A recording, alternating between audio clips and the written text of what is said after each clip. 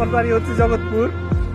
আমি এই মুহূর্তে দেশের বাইরে, বললে একসাথে পরিবারের সাথে, দেশের মানুষের সাথে, গ্রামের মানুষের সাথে একসাথে মারা যাইতাম, তাও ভালো ছিল। এখানে এখানে আরো বেশি কষ্ট হইতেছে। আমার বাড়ি জগৎপুরের নতুন বসিরহাটের পূর্ব পাশে মরি নদীর পার। মরি নদীর পারে জগৎপুর গ্রাম, পুরো গ্রামটা পানির নিচে তলায় গেছে। চারিদিকের পানি অলরেডি জগৎপুরে সবকিছু ডুবে গেছে। আমাদের এলাকার দোতলা বাড়ি পর্যন্ত ডুবে গেছে। স্কুল কলেজ, স্কুলের ভিতরে যারা যারা অবস্থান করতেছিল তারা অলরেডি কান্নাকাটি শুরু করছে। দোতলা থেকে 3 তলা তাদের উপরে চলে গেছে। এর মাঝে আমার প্রচুর পরিমাণে বৃষ্টি হইতেছে।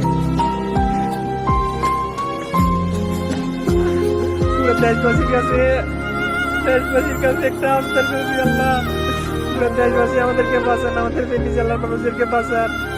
সারা দেশে শুধু